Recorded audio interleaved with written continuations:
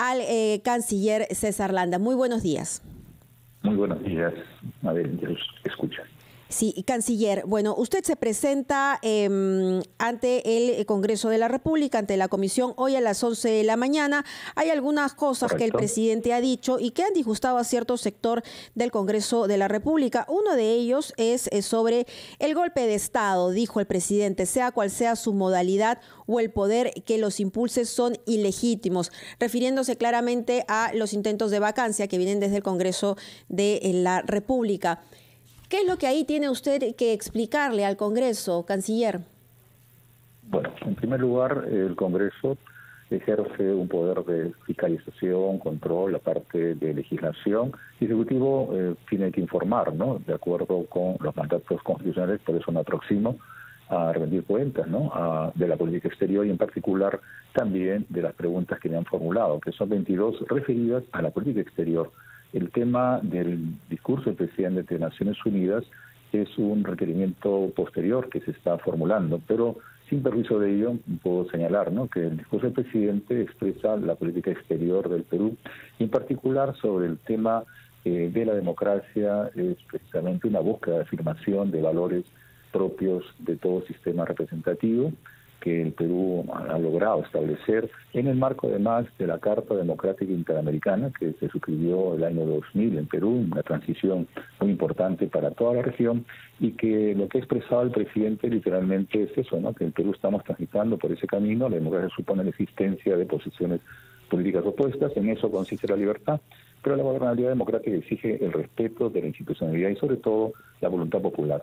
De ahí que los golpes de Estado, sea cual sea su modalidad, o el poder del Estado que los impulse, son ilegítimos, atentan contra la expresión soberana de la voluntad popular. En un discurso a nivel internacional no está haciendo alusión al Congreso, mucho menos, sino una posición de principio, ¿no? Ahora, sin embargo, los siguientes párrafos, canciller, evidentemente los congresistas se sienten aludidos debido a la situación de crisis interna que vivimos y lo que han considerado, y así lo han calificado, que esto ha sido un acto de victimización del presidente de la República en un evento tan importante como la Asamblea General de las Naciones Unidas.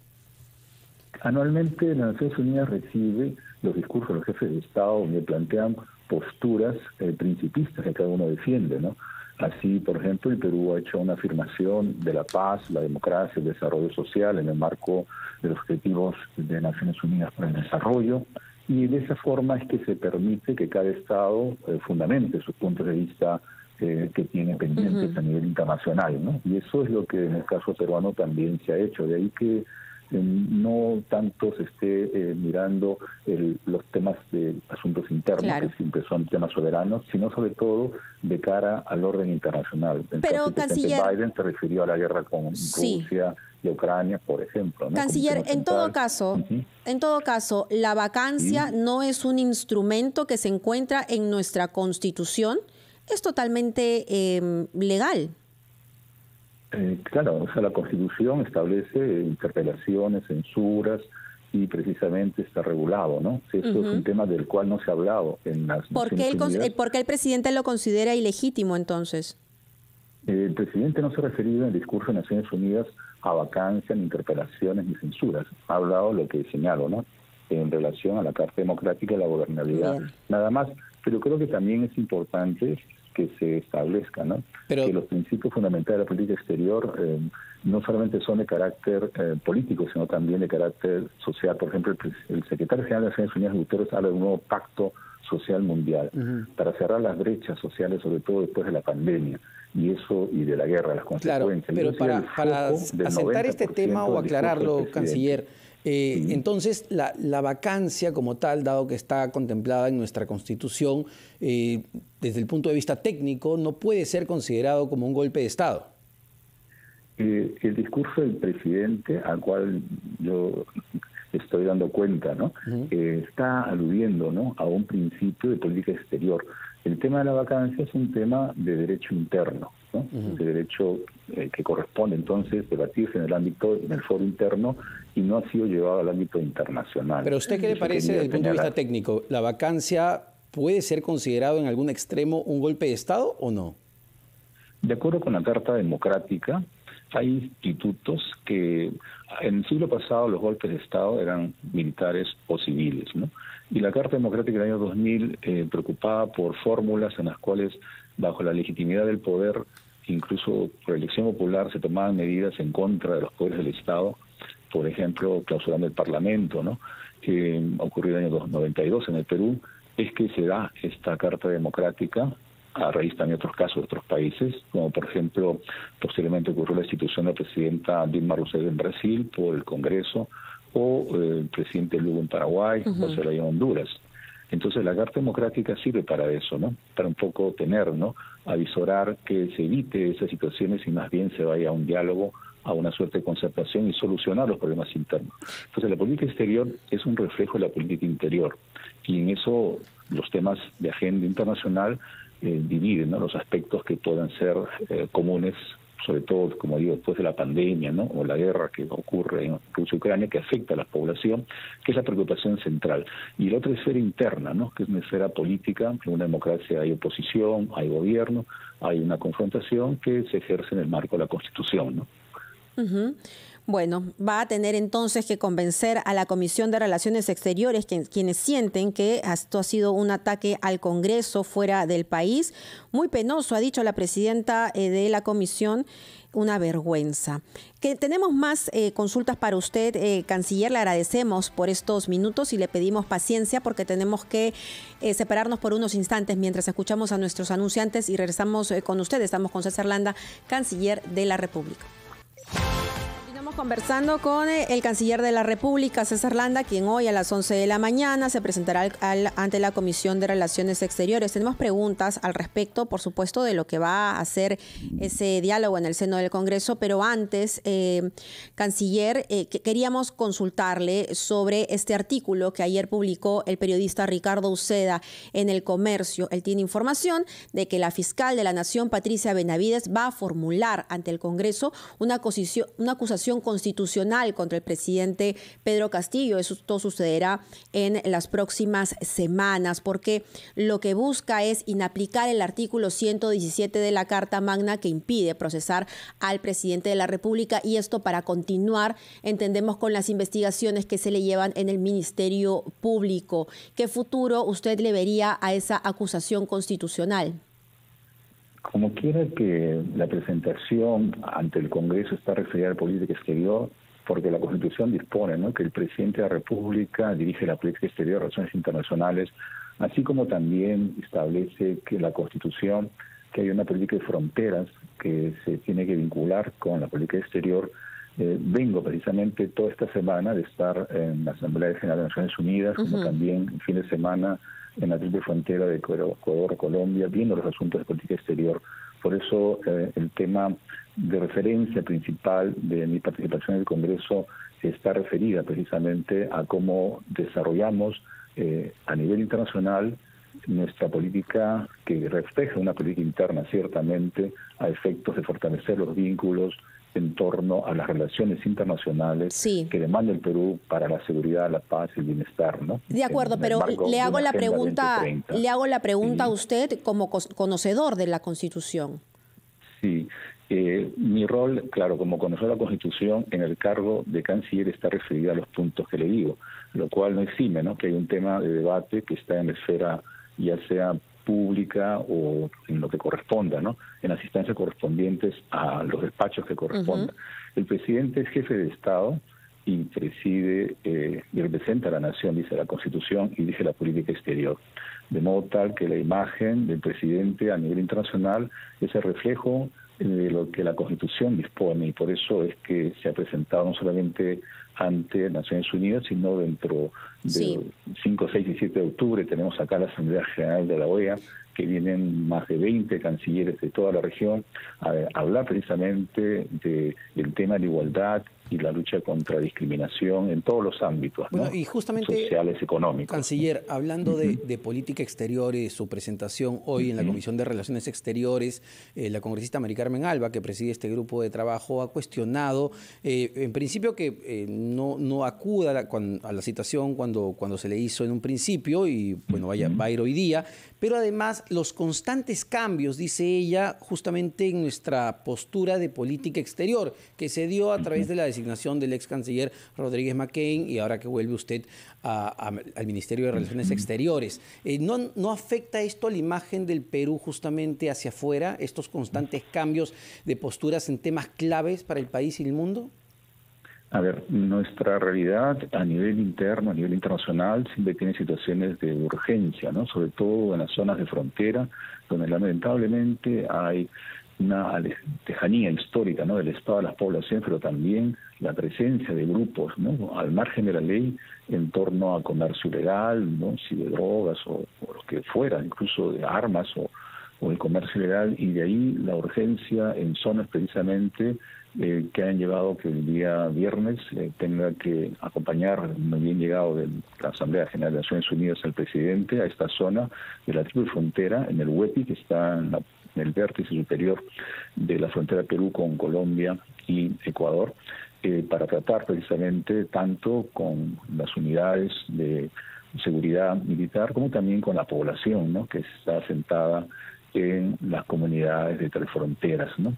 Esa es la urgencia que expliqué el día viernes a la presidenta de la comisión, a efectos de que entendiera la urgencia y reprogramarla. Por eso me aproximo el día de hoy a las 11 de la mañana, ¿no? Pero creo que no ha respondido a tu pregunta. Sí, que tenía que ver más con los cambios de postura que hemos visto en las últimas semanas a partir de designaciones fugaces que hace el presidente de la República.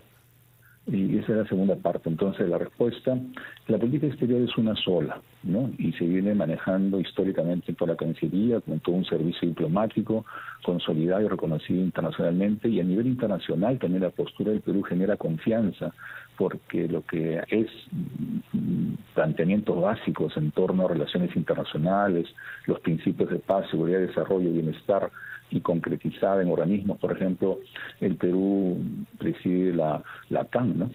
Hay una reunión de presidentes de la Comunidad Andina, o asume la presidencia de la Alianza del Pacífico ahora en noviembre, de México, Colombia, Chile, Perú. Aparte de ser sede de la OEA, la Asamblea General, ¿no?, tienen cancilleres de 35 países, ¿no?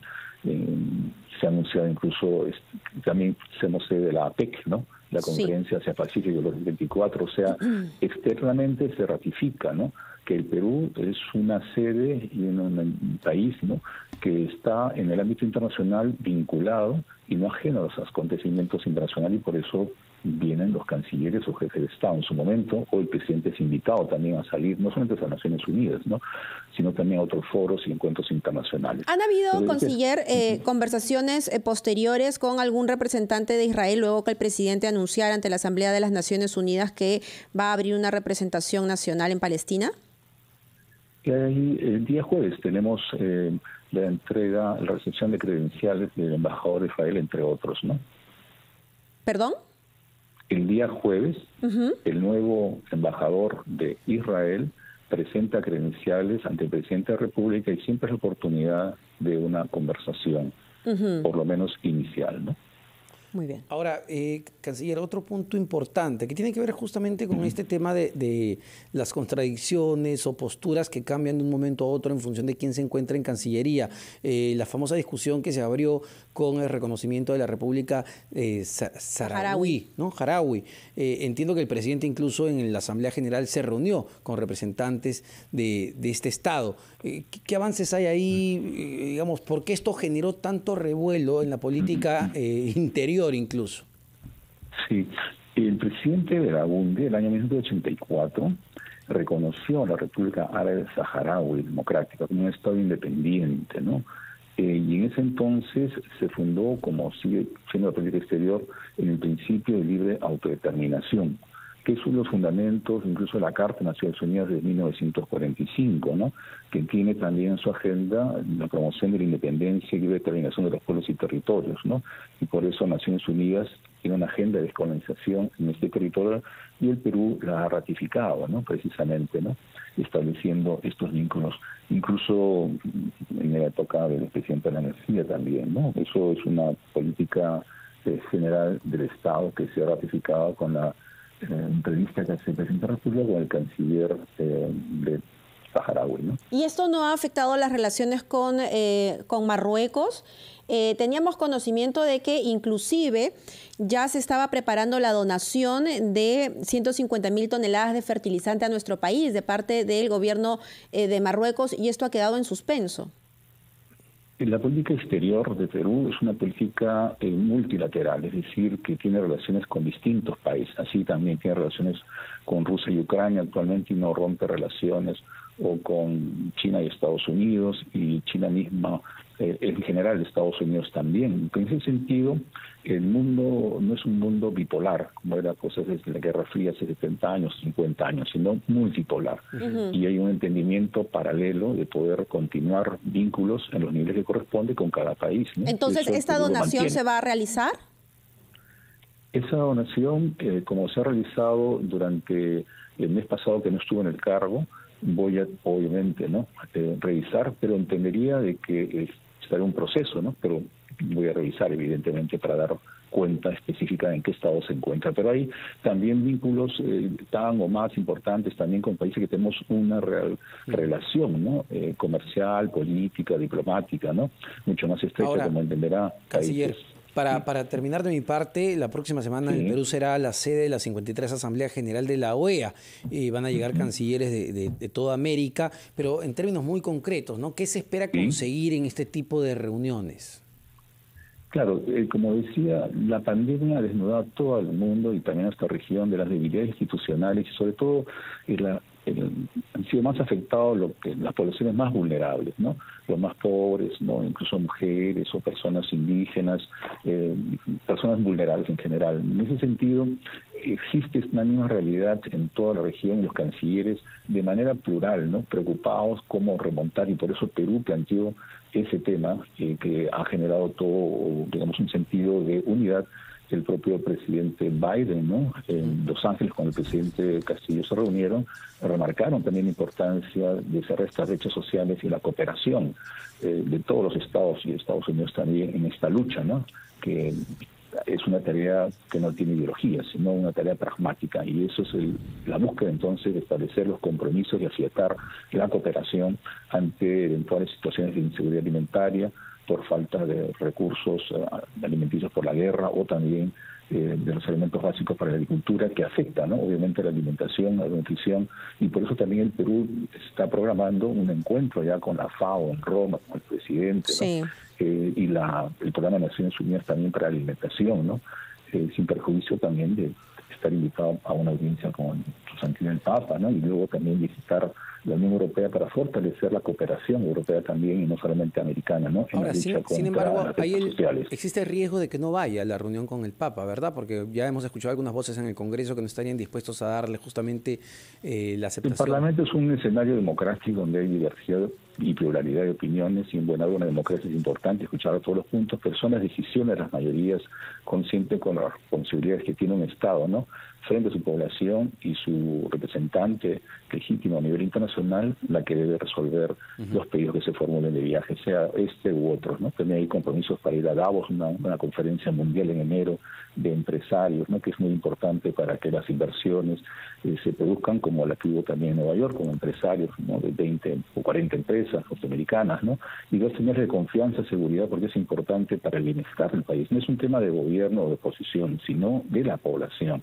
Y eso creo que es muy importante remarcar, que la ciudadanía espera que puede llegar pues la uria, los fertilizantes, que los precios de los alimentos lleguen, los granos, las importaciones, y nosotros también podamos exportar, ¿no? Porque Bien. la inseguridad alimentaria es un tema, creo, que debe unir a todos los peruanos a través también de su política exterior. Bien, muchísimas gracias al canciller César Landa, quien en breve, en un par de horas, se presentará ante la Comisión de Relaciones Exteriores para dar respuestas más extendidas de lo que nos ha permitido aquí el tiempo en radio. Muchísimas gracias nuevamente. Muchas gracias a ustedes. Son las 8:32, la actualización de nuestros titulares, y regresamos con, esta es una semana importante para tomar decisiones, así que vamos a hacer rondas con los diferentes candidatos a Lima Metropolitana. Rafael López Aliaga estará en cabina. Volvemos.